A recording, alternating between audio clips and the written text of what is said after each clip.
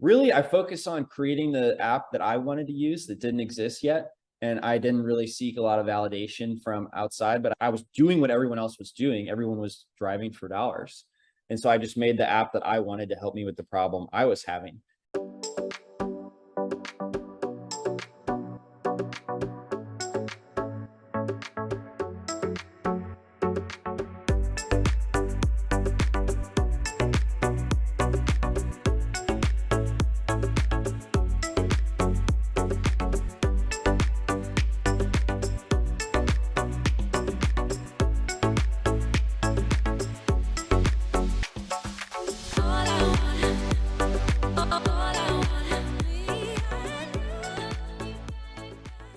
If you're watching this on YouTube, make sure you smash the like and subscribe buttons.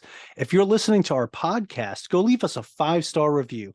All of our links can be found in the video description or show notes below. Hey, welcome back to the Average Joe Finances podcast. I'm your host, Mike Cavagioni, and today's guest is David Lecko. He is the CEO of DealMachine. David, I am super excited to have this conversation with you today. Thank you for joining me on the show. Thank you, Mike. Like you, I'm really passionate about building passive income and wealth through real estate and other side hustles. That's been my side hustle. So it's a pleasure to see what you've done with the podcast and to finally be a guest. Yeah, no, I definitely appreciate that. Now, right off the bat, I want to ask you the same question I ask everybody that comes on this show, and we want to know more about you. So if you could share a little bit about yourself, your background, who is David Lecko, and what is DealMachine? Absolutely would love to share you a little bit of my background. I grew up in a 1,000 square foot house. My parents still live there today. They're really happy. But for me, I noticed that some of my friends, they had parents that had like really awesome houses and cool cars. And I was asking around what they did.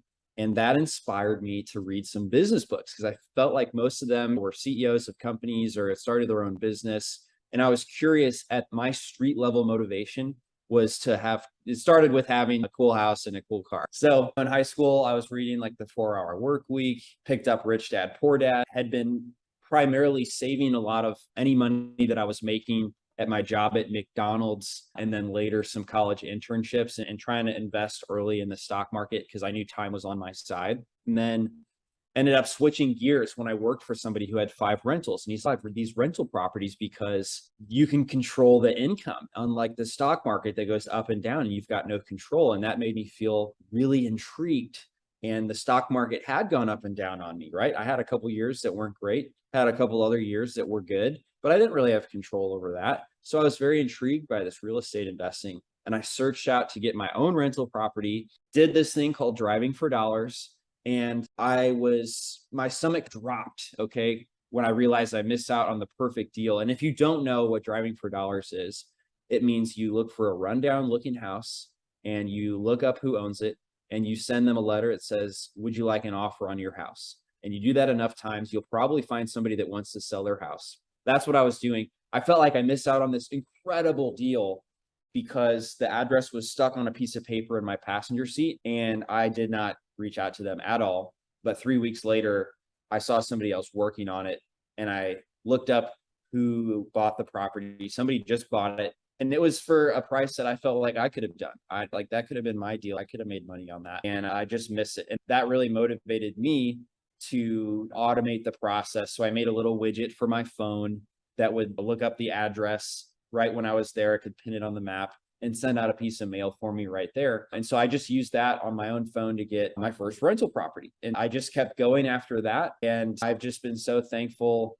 that I didn't listen to my parents when they were like, hey, we're really worried about you doing real estate. Why don't you be an engineer and have a nice house and a nice car in your driveway and all your benefits? But I was like, no, I'm like really passionate about real estate investing and I'm talking to people who are successful.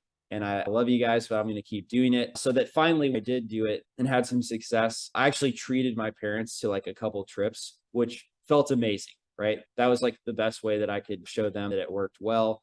And it was really fun to spend that time with them after they were so good to me and raised me and gave me a great childhood. So that's my story. And that's what I'm really proud about. I saw my own path. I was very passionate about it. Close people didn't really support it or understand it. But I was still able to get there from listening to podcasts just like this one, hearing other people that were successful do it, and that giving me confidence to do what I had never done before as well. In short, that is a little bit of my background. Yeah, David, that is awesome. So a lot to unpack here with just that short little bit of a story, right? But okay, so you grew up in a 1,000 square foot home, and you had friends that had the nicer, bigger homes and nicer cars and everything, and said, "Man, what are they doing differently? What are their parents doing differently than what mine are?"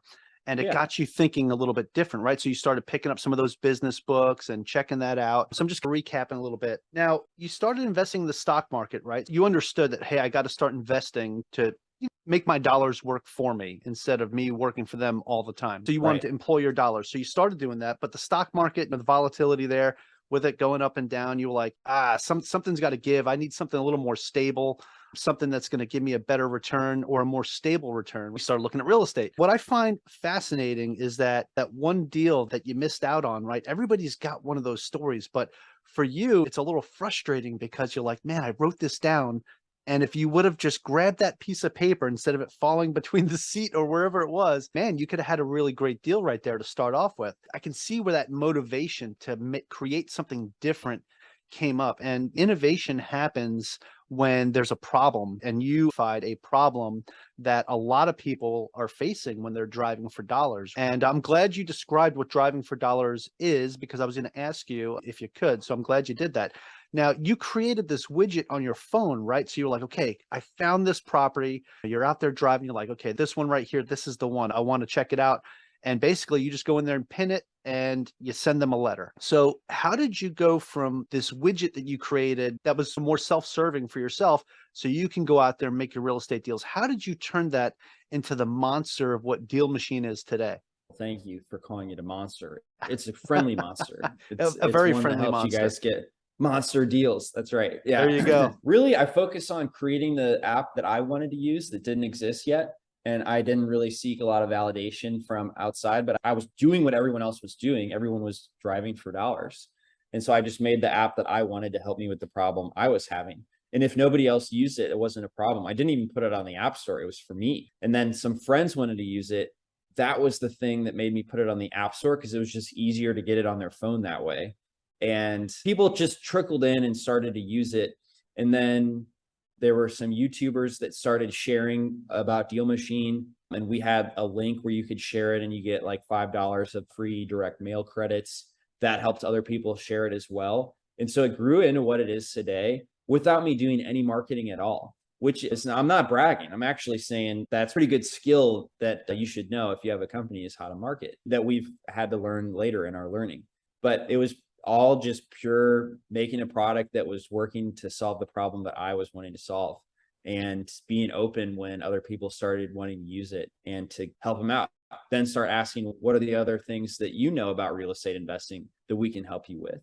And to do beyond driving for dollars and do list builders and comps. People always want to know what a property's worth. Some people have their own mail designs they want to upload. Just building onto it like that, I think, has led to the success that we've had so far and that our members have had. Yeah, any good developer is going to update and go with what the users are asking for, right? People are going to say, hey, what about this? What about that? And you're going to get great ideas from other people that are using your app, right? That you may not have thought of. You came up with this problem just because you came up with the solution to a problem just from missing out on that one deal. And you're like, man, I got to do something different. But the fact that other people said, hey, this is really cool, I want to check it out. And they started trying it out. And then some YouTubers started sharing it. That type of organic marketing, you can't beat that. That is not something that you'll get out of running ads or anything like that. With that word of mouth and that social proof that you get from somebody that just really enjoys your product means more than anything else out there. For those of you that are listening, I'm not sitting here trying to promote DealMachine or anything, but what I'm saying is the proof is in the pudding, right? When you look at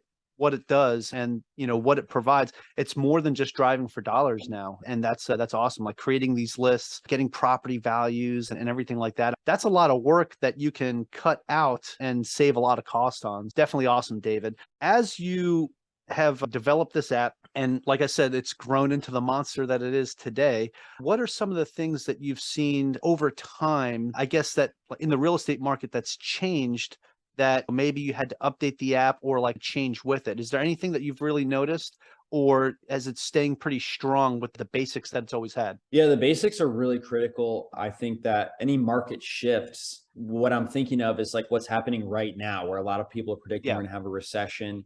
People are curious what to do. A lot of people are doubling down on their follow-ups. So those are leads that you've talked to, but they didn't want to do a deal at this time. And following up with all of them is a great way to spend your time. If you've got the budget, doubling down on marketing. If you don't have the budget, if you don't have a lot of excess cash, doubling down on the follow-ups are the two things that I see people doing right now. Hasn't necessarily affected how we've changed the app per se, but I just thought I would mention that since it's timely. Yeah, no, that's great. And that's a great point too. For those of you that are listening and understanding, or one of the things you should understand is what is going on in the current market. So you need to pay attention because each market's going to be different, right? And one of the beautiful things about the Deal Machine app is that it's going to work in every single market, right?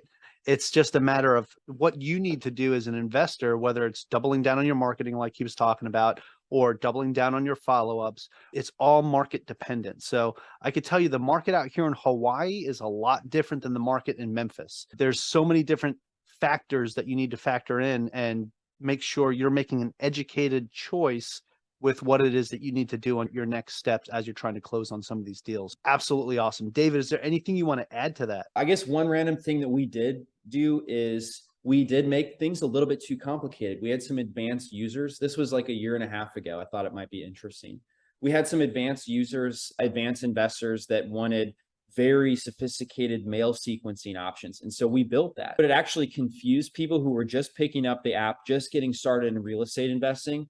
And so we intentionally went back after learning that lesson and made the experience very simple, as simple as possible. So that way it didn't prevent anyone from taking action. Because sometimes when you're new and you're learning a lot of information, if you have a lot of choices, it just becomes confusing and you struggle to have the confidence to know you're doing the right thing. And so that was something that we did learn with the app that we did change course on once we realized what we had done. And so those advanced features are still available for like the elite package, which is our like the top end, high end that lets you have a bunch of team members and drivers and all that. But we've intentionally gone back to basics, made things as even simpler than we had before. So that was a learning moment for me. Yeah, that's great. Actually, let's talk about that a little bit too. So, if somebody's using the app for themselves, right, and they're Yeah. a one-person show at the current moment, right, because everybody needs to scale and grow. So, they have the option of using it and driving for dollars themselves, right, and going out there and marking the homes that they want to have these letters sent to. What about as people start scaling up and they want to have other people drive for dollars for them? What does that look like? Yes. So on our starter package, that is like $49 a month. You get yourself and a driver. So if you have like a spouse or a partner or a friend or somebody that wants to drive out there for you, you've got a spot for that.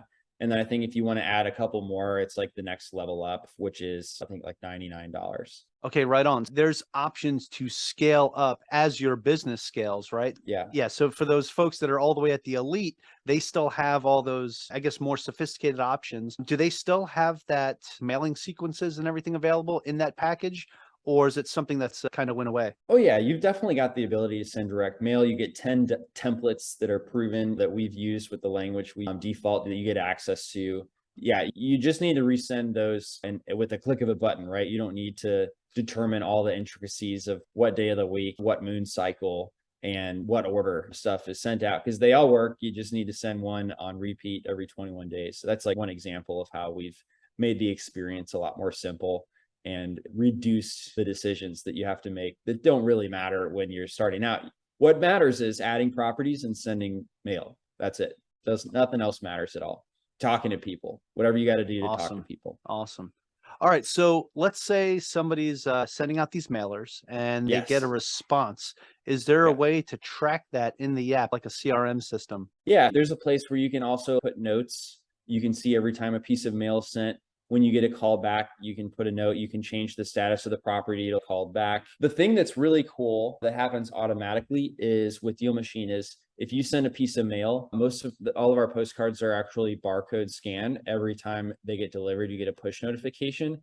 And if it's returned to sender, which happens when you're sending mail at level, when it gets returned to sender, we automatically turn off auto repeat. So you're not paying for mail to go to a person who's no longer at that address.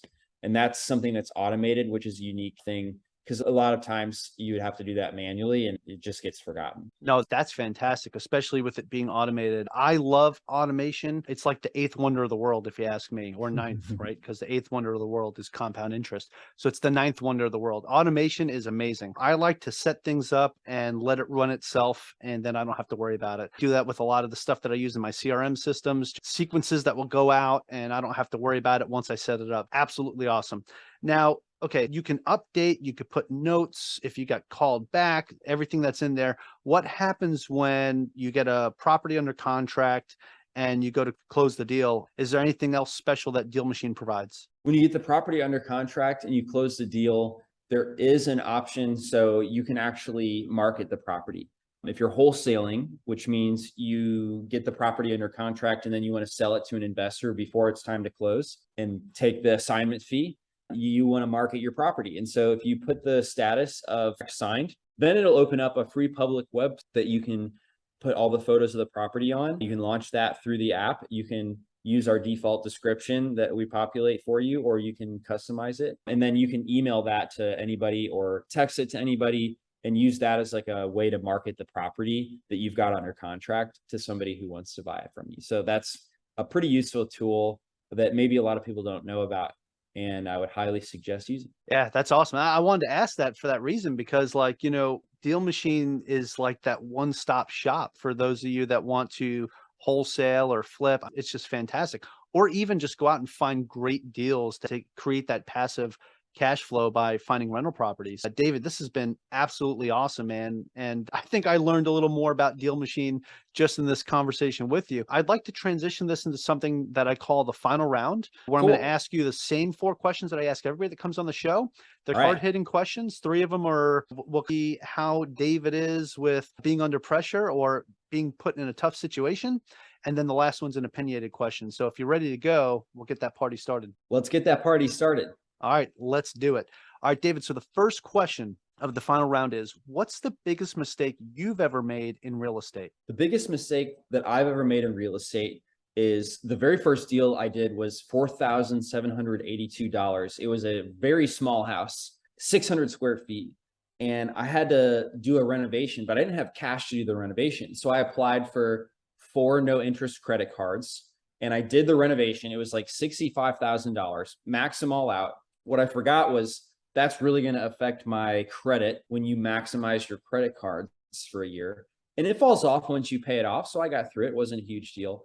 What really got me though, is I was expecting to be able to get a mortgage on that property, but because it was 600 square feet and everything else was like 1,200, everything else was run down, but mine was beautiful and brand new. And I was like, this thing will surely appraise for $100,000. No appraiser would use my logic until 4 years later, which was 3 years after the no interest credit cards were gone. So I was about to pay 20% interest when that interest kicked in. Luckily though, my business took off and I had enough cash to just pay it off. But if that hadn't happened, I would have had trouble. That would have gotten me into trouble. I probably would have figured out another way, like some kind of hard money loan that with lower interest or private money or something like that. But let's just say this, I'm glad that didn't happen. I'm glad I was able to just get it off the books. That could have been bad. It could have been bad, but I took action. I learned a ton and it worked out. So I'm really thankful for that. Yeah, that's awesome. Even if it didn't work out, it would have been a great educational piece to always remember, right? Yeah. So I still am all about taking action, even when you don't have all the answers, because most often there's always a way out. There's always a creative way out.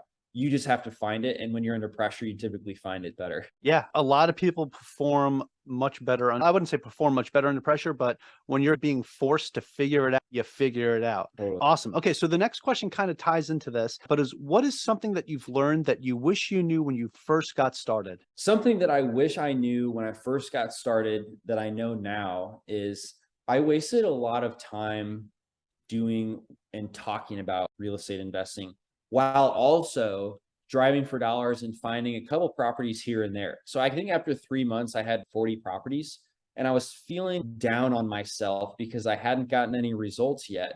And I'd been at it for 3 months. Now, in reality, I wish I would have known what numbers looked like from actual wholesalers that do deals in Indianapolis, where I was doing my deals, so that I could have done the right amount of work. In other words, it probably takes 500 properties contacted 3 times. So we're talking about like 1,500 pieces of mail to get one deal. Meanwhile, I've only added 43. So I was just way off on my numbers. And if I knew that sooner, I could have done my first deal a lot sooner. I could have spent less money. I could have saved myself the emotional grief of feeling bad about myself.